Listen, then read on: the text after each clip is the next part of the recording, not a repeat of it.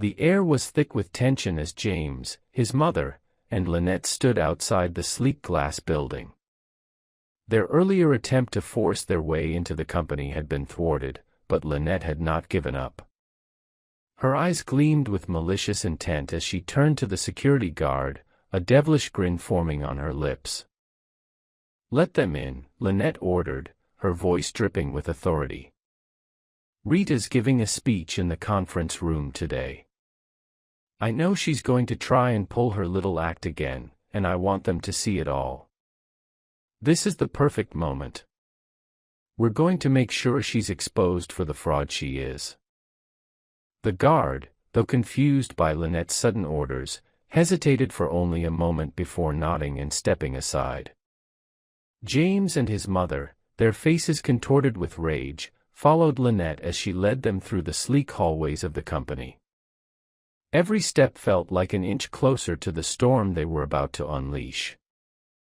Lynette walked with "Wait here." James and his mother stood in silence, waiting, the air between them crackling with anger. They exchanged a glance before James muttered, "This is the moment. She thinks she's above all of us. We'll show her what happens when you forget where you come from." A few minutes passed, and then the signal came. Lynette appeared at the conference room door, nodding toward them. With a mocking smile, she opened the door and slipped inside, her voice loud enough to reach Rita's ears. The room fell silent as Lynette entered, followed by James and his mother, who made a dramatic entrance. The tension was immediate. Rita, who had been addressing several issues in front of a group of employees, froze when she saw her family walk in unannounced. For a moment, everything seemed to pause. Rita's calm exterior faltered slightly as her eyes met James's cold glare. His mother, standing beside him, began to laugh loudly, a harsh and mocking sound that echoed through the room. "Is this your big reveal, Rita?" James's voice was dripping with sarcasm as he stepped forward. "This is what you've become? Acting like you're some important person in this fancy company." His words cut through the silence like a blade. Rita stood frozen, her breath catching as her heart raced. She had no idea what was coming. "Oh, please," James's mother sneered. "She's nothing but a poor girl from the village, living a fantasy. She's not even close to being who she pretends to be. CEO's daughter. What a joke." Her voice was harsh, dripping with disdain. The room held its breath as Rita straightened, her emotions fighting to break free, but she maintained her composure. She had spent years building this image, making her mark in the company, and now, it was all crumbling in front of her. But she was no stranger to pressure. She had fought for her place, and she would not let them tear it down so easily. "Oh, we know exactly what you've worked for," James sneered, stepping closer. "You've played everyone, including yourself. You think you've made it, that you've somehow fooled your way into this position. Well, you're just a liar. A girl who thinks she can climb the corporate ladder when she can barely make it out of the dirt." His mother laughed again, a high-pitched cackle that grated on the nerves of everyone in the room. "She's dreaming, James. Climbing ladders," she spat, emphasizing the words with cruel intent. "She's lucky to be in a place like this. She's so poor she can barely afford to eat. And now she's telling everyone she's someone important. What a joke. Let's see if the company believes that after we're done." Rita's chest tightened, but she refused to let her emotions show. She had been prepared for their return, just not like this. Their words were like daggers, each one aimed at her carefully constructed persona. The silence in the room was suffocating as Rita stood there, the weight of their accusations pressing down on her. "Enough." Lynette suddenly shouted, her voice cutting through the tension. "She's nothing but a pretender. Do you really think someone like her deserves all this?" Lynette turned to the employees, her eyes searching for support. "This company is being run by someone who's been lying to you all." James's mother continued her tirade, pacing back and forth like a lioness. "She's nothing but a poor girl who thought she could leave us behind. She's stealing everything from us, and now she's trying to take the company, too. Do you really think she's the CEO's daughter? She's playing everyone here." The employees were clearly uncomfortable, some looking at Rita with sympathy, others shifting uncomfortably in their seats. Rita stood taller, refusing to give in to the onslaught. She knew the truth about who she was. And despite the chaos around her, she wasn't going to let anyone define her worth. "Rita, don't try to make it look like they're lying," Lynette taunted, her voice dripping with malicious glee. "We've got all the evidence. Everyone knows you're a fraud." Rita's hands clenched into fists, her nails digging into her palms. She had heard enough. "Enough of this nonsense," she said, her voice low but cutting through the chaos. The room fell silent, all eyes on her. "I don't need to prove anything to any of you. I've earned my place here, and I don't owe you an explanation." James laughed bitterly. "Oh, really? You're so deluded, Rita. This is where you're wrong. You'll never be anything but the girl who abandoned her family and her roots. And now you think you can pretend to be something you're not." But Rita's calm demeanor was unwavering. She was done being pushed around. "You think I abandoned you," she shot back, her voice gaining strength. "No, James. I left because I needed to build my own life. I wasn't going to stay in the mud with you." Her words hit like a slap. The employees, James's face turned a deep shade of red, and his mother's eyes narrowed in fury. "How dare you?" But Rita cut her off. "How dare I what? Live my life on my terms. How dare I succeed? Well, I'm not apologizing for who I am, and I'm not afraid of you." With that, Rita turned on her heel, walking toward the door. "If you're done embarrassing yourselves, I suggest you leave before I call security." The tension in the air was palpable as James paced back and forth in the empty hallway, his mind a whirlwind of rage. His mother stood beside him, her arms crossed over her chest, the same scornful expression on her face.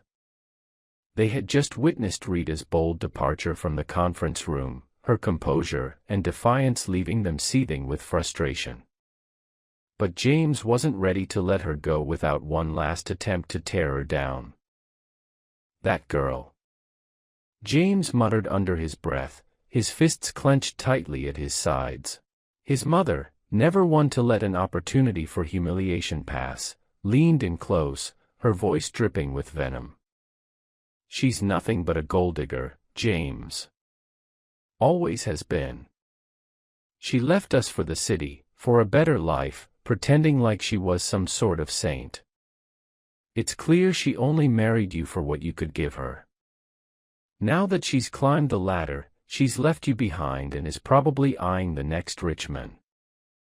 James's eyes darkened as his mother's words settled in. "You're right. She always had that look in her eyes. She never loved me, she was just after money. And now, she's sitting in some fancy office pretending to be somebody. Well, I won't let her get away with it. I'll expose her for the liar she is."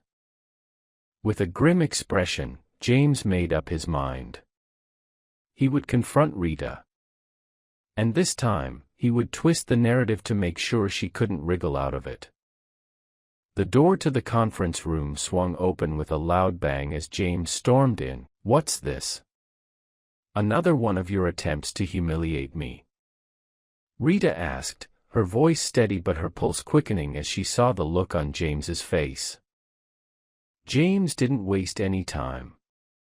He stood tall and pointed a finger at her. "You think you're something special now, don't you, Rita?" His voice was full of malice, his words calculated to sting. "All these years, I've watched you pretend you wanted something real, but the truth is, you were just using me. You didn't want me. You just wanted what I could give you." Rita's brow furrowed as she stepped forward, unsure whether to respond. She had never imagined James could sink so low. "I didn't use you," she said, her voice cool but firm. "I loved you, James, or at least I thought I did. But I couldn't stay in that life. You weren't the man I thought you were." "Loved me." James's laughter was bitter and mocking. Rita's eyes narrowed in disbelief. "That's not true. I didn't leave you for money. I left because you stopped trying, James. You became someone I didn't even recognize.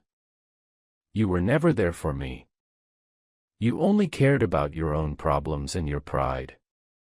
And that's why our marriage failed." But James wasn't done. He was far from it. "No, Rita. You were never in it for love.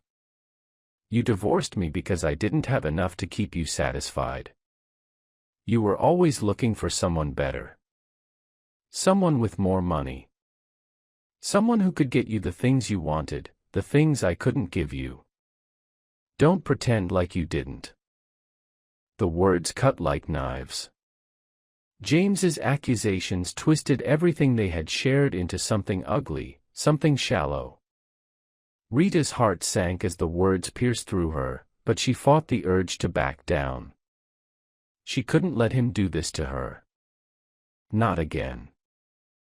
"You're wrong," Rita said, her voice shaking with a mixture of disbelief and anger. "I didn't leave you for money.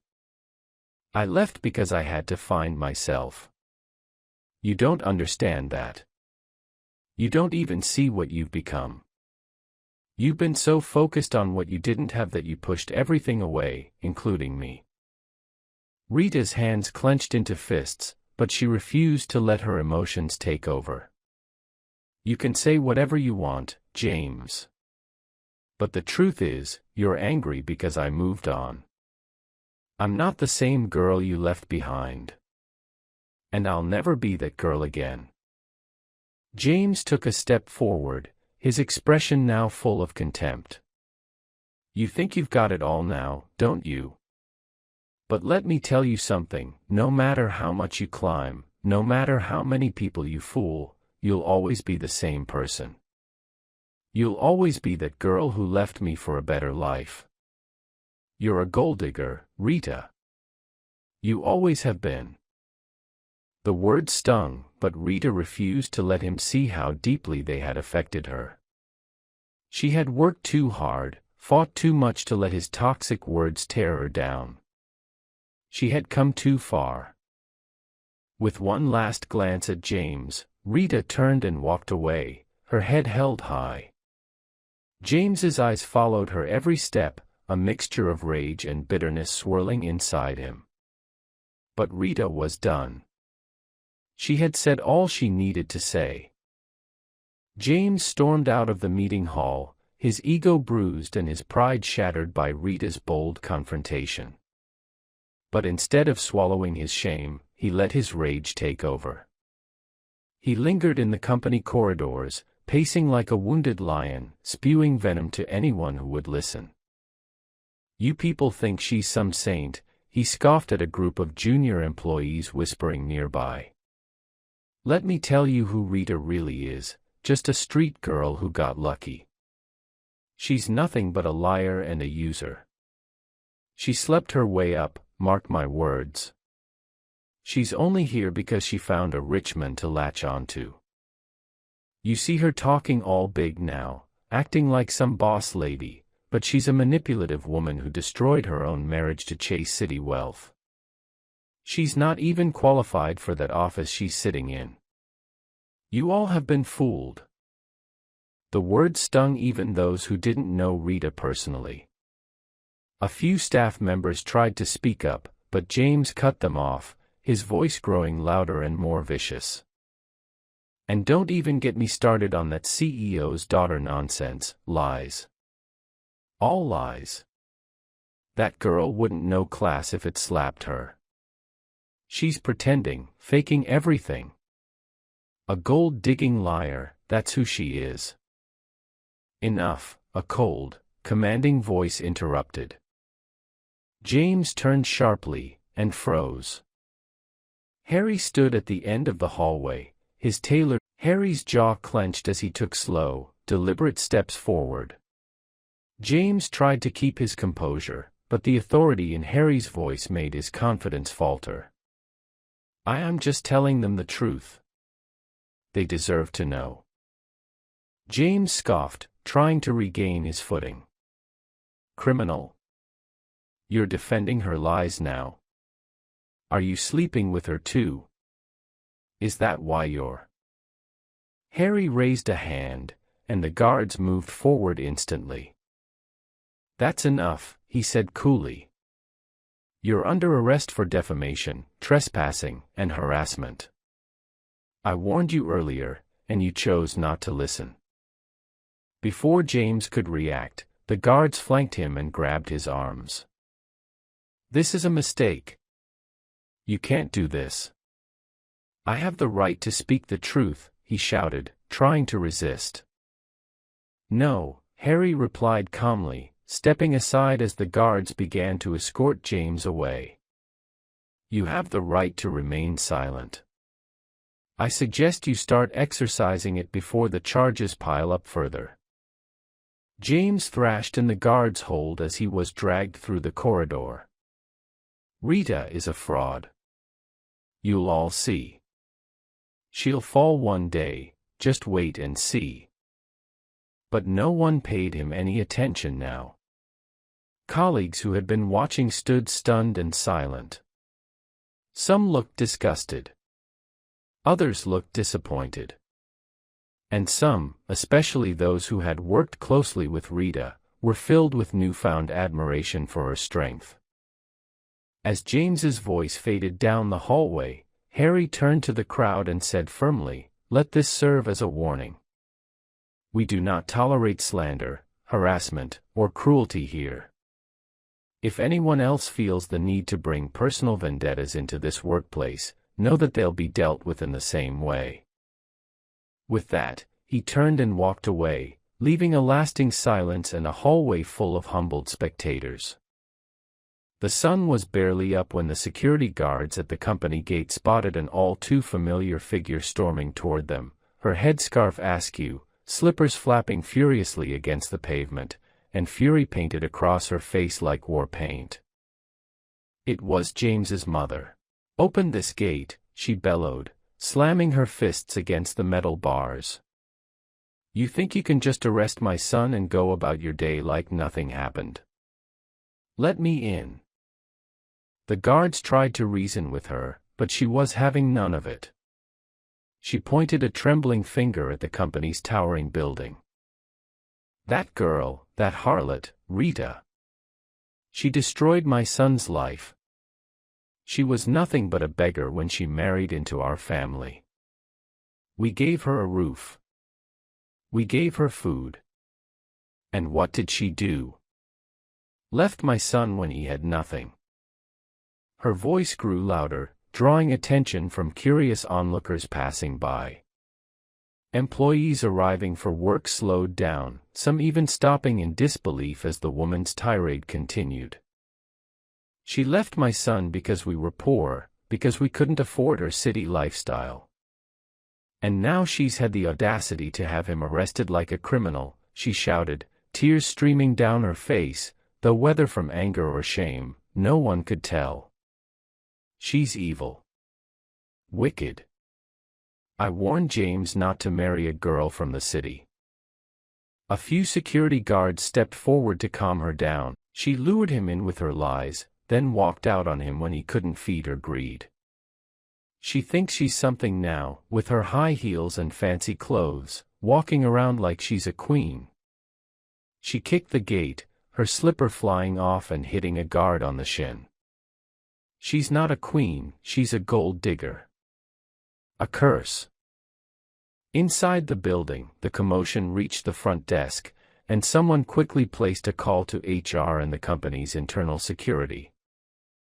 One of the guards gently approached. "Ma'am, please, this isn't the way to handle this. You're disrupting company operations." She sat up, panting, hair disheveled, eyes bloodshot. "I won't leave until she comes out here and explains why she humiliated my family. Let her say it to my face why she chose riches over love. Let her say why she locked up my son." By now, employees had gathered on the balconies above, some recording, some murmuring, some shaking their heads. Many knew Rita's story. Many knew her strength. And many were beginning to understand just how much she'd overcome. As the guards finally managed to escort James's mother away, despite her kicking and yelling, word spread through the office like wildfire. And in her corner office upstairs, Rita stood silently, her eyes closed, fists clenched by her sides.